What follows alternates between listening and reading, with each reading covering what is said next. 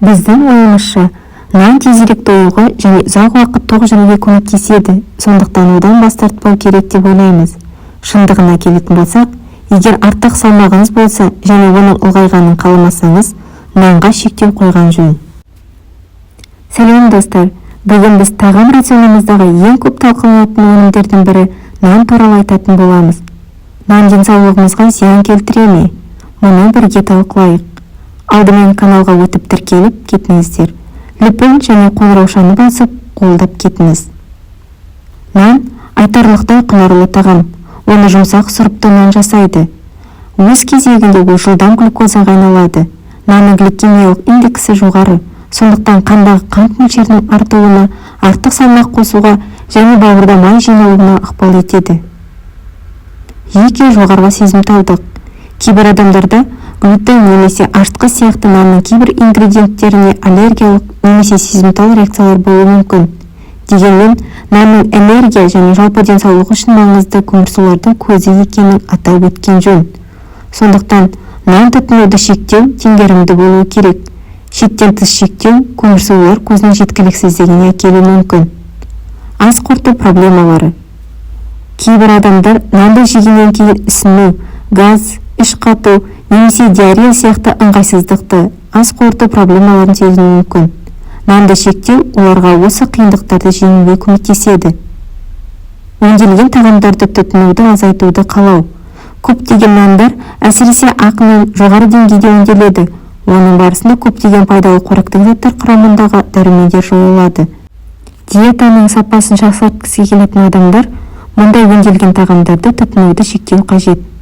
Демек, нан жеуге болмай ма деген сұрақ туындайды. Семіздіктен зардап шегетіндерге бас тартқан жөн. Ал өзгелеріне нанның негізгі тағамды толықтырушы деп қабылдағанымен, негізгі асқа қарағанда нанның құрамында калория мен жеңіл көмірсулар көбірек екенін естен шығармаған абзал. Әр нәрсенің белгілі бір мөлшері бар. Бір тілім нанның салдарынан калорияның тәуліктік нормадан асып, айлар мен жылдардан кейін артық салмақ алып келіп, екінші дәрежелі қант диабетіне шалдығу қаупін арттырады. Толығырақ нан түрлеріне тоқтайтын болсақ. Ақ нан. Нанның барлық түрлерінің ішіндегі ең жоғары калориясы тазартылған бидай ұнынан жасалған нан.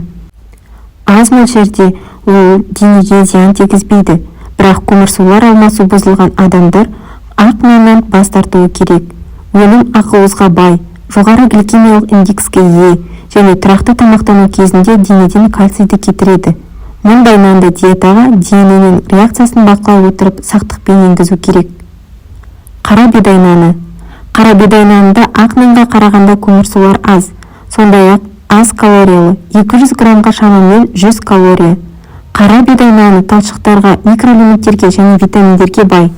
Ағза үшін ең маңызды амин қышқылдарының бірі лизин, оның құрамында көп мөлшерде болады. Құрамы мен ағза пайдасы жағынан бұл ақ нанға қарағанда жақсырақ. Оның құрамында кальций, магний және темір әлдеқайда көп. Оны балалардың, қарттардың, қант диабетімен ауыратындардың диетасына қосуға болады. Қара нан. Қара нанның алуан түрі ретінде қоңыр нанында ағзаға пайдасы бар. Ол қара бидай ұнынан дайындалады. Кейде оған бидай қосылады. Қара нанның биологиялық құндылығы ақ наннан жоғары болғанымен сіңімділігі төмен. Қоңырқай қара түсі үшін нанға қоңыр түсті бояғыштар қосылады. Бұл өнімнің әдемі көрінісі үшін ғана жасалады. Глютенсіз нан. Бұл күріш немесе жүгері ұнынан жасалған нан. Жүгері ұнынан жасалған жұқа нан әлемдегі көптеген халықтардың асханасының ажырамас бір бөлшегі. Олар өте дәмді.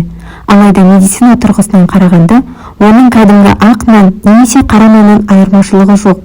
Бір ғана айырмашылығы олардың құрамында глютен, яғни кей адамдарда ішектің қабынуын тудыратын ақуыз жоқ.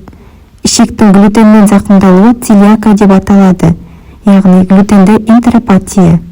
Және шамамен адамдардың 1%-ында кездеседі.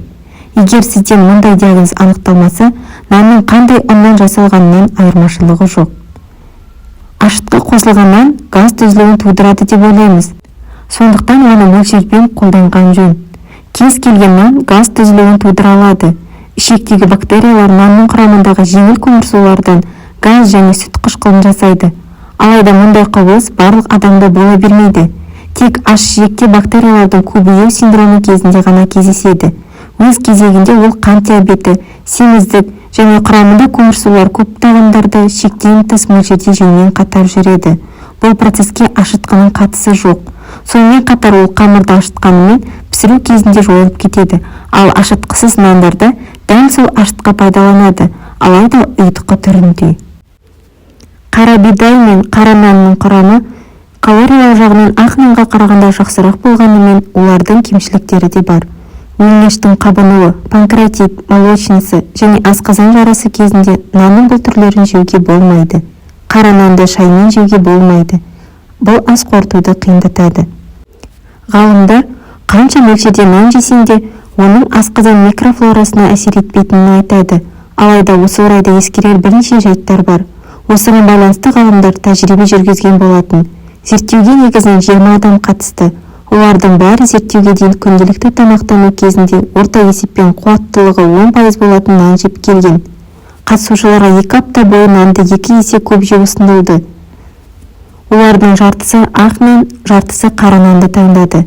2 аптадан соң олардың ағзасындағы қан глюкозасы мен қажетті минералдардың құрамы тексерілді. Нәтижесінде олар өздері ойлағаннан да басқа қорытындыға көз жеткізген. 2 нанның қандай жағдайда болса да клиникалық тұрғыда еш айырмашылығы болған жоқ.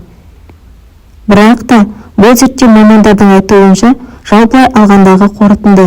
Егер әрбір адамды жеке-жеке зерттейтін болса, айырмашылықтар байқалады екен. Нақтырақ айтар болсақ, ақ нан жеген қатысушылардың жартысының ағзасы нашарлай бастаған. Бұл дегеніміз, оларға ақ наннан басқа нан өнімдерін жеген дұрыс. Мамандар бұл өзгерістің ағзаның нанға гликемиялық реакция беруінен және әр тағам талшықтарына байланысты болғанын айтады. Сонымен қатар ғалымдар мұндай тұжырымның барлық адамға қатысты емес екенін ескертеді. Бидай наны денсаулық үшін аса маңызды. Ол диабеттің өршу қаупінің алдын алады екен. Шығыс Финляндия университеті мамандары зерттеу жүргізіп, жасындыққа бай бүтін дәнді нанды жиі тұтыну қандағы қант деңгейін төмендетуге және екінші дәрежелі диабеттің өршу қаупінің алдын алатынын дәлелдеген. Қара нан инсулинге төтеп беру реакциясын жақсартады, ал ақ нанның қанты жоғары адамдарға да, дені сау адамдарға да аса пайдасы жоқ екенін дәлелдеген. Бүтін дәнді нан диабеттің өршуінің алдын алатын бұған дейін де айтылған. Мұндай әсер нанның құрамындағы жасындықта болып отыр. Ол метаболизмге асқазан ішек жолдары арқылы тікелей әсер етеді. Бүтін дәннен жасалған нан арықтау үшін де пайдалы екенін мәлім. Күнделікті бүтін нанның бірнеше тілігін жеу салмақты қалыпты сақтауға және артық калорияларды кетіруге көмектеседі. Нанның әйелдерге пайдасы. Жүкті әйелдерге ашытқысыз қара нан жеуге кеңес беріледі. Бұл үлкен пайда келеді. Өнім жүрек тамыр жүйесін қолдайды, анемияны алдын алады және ұрықтың дамуына пайдалы әсер етеді. Сонымен қатар, ақ нанға қарағанда оның тағамдық құндылығы жоғары, ал калория саны соншалықты көп емес. Күніне 150 граммнан артық қара нан жеген дұрыс. Тіпті жақсырақ пеште кептіріңіз, сондықтан ол жақсы сінеді. Нанның еркектерге пайдасы. Қара бидай нанын үнемі тұтыну кезінде қатерлі ісіктердің даму қаупі төмендейді. Ақ нанның орнына қара және қара бидай нандарын жейтін еркектерде қант диабетімен ауыру ықтималдығы 2 есе аз. Нанның құрамындағы ақуыз бұлшықеттердің дамуына көмектеседі, ал көмірсулар денені энергиямен қанықтырады. Тәулігіне нанның жеткілікті мөлшері ұзақ уақыт аштықты қанағаттандырады. Айтпақшы, үлкен физикалық күш салуымен ер адамдар тәулігіне 500 граммға дейін қара бидай нанын тұтыну мүмкін. Нанның балаларға пайдасы. Нанды 3 жасқа дейін диетаға мықтап енгізуге болады. Осы жасқа дейін оны жұмсартылған түрде беру ұсынылады. 7 айдан кейін балаларға бидай крекерін кеміруді ұсынуға болады. Ашытқысыз нан балаларды жақсы сінеді. 3 жасқа дейін қара бидай нанынан тіпті жұмсартылған түрде де бас тартқан дұрыс. Өйткені оның құрамында нәресте денесі әлі соңына дейін сіңіре алмайтын күрделі көмірсулар бар. Дәнді және кебек нандарын сезімтал ішектері бар балаларға сақтықпен беру керек. Тәулігіне 100 грамм нан баланың рационның бір бөлігіне айналуы мүмкін. Оның дамуына және ағзаның жұмысына ықпал етеді. Композициядағы витаминдер мен микроэлементтер әртүрлі жүйелерді жақсы жағдайда ұстайды. ас қорыту, жүрек тамыр, көру және көмірсулар нәрестені белсенді күнделікті өмірге энергиямен қанықтырады. Әрине, нанның зияны көп сияқты болып көрінуі мүмкін, алайда оны дұрыс пайдалану қажет ететін аспаздық құрал сияқты екенін түсіну керек. Кез келген тағамды көп жеудің өз қатері бар, сондықтан мөлшерін біліп жеу керек. Ас атасы саналатын нан кез келген үйдің дастарханына міндетті түрде қойылады.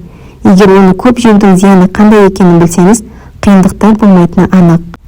Достар, егер де видео ұнаған болса, лайк басып, каналға тіркеліп, қоңыраушаны басып, каналымызды қолдап кетіңіз. Және де осы пайдалы кеңестерді жақындарыңыз бен достарыңызбен бөлісе кетіңіз.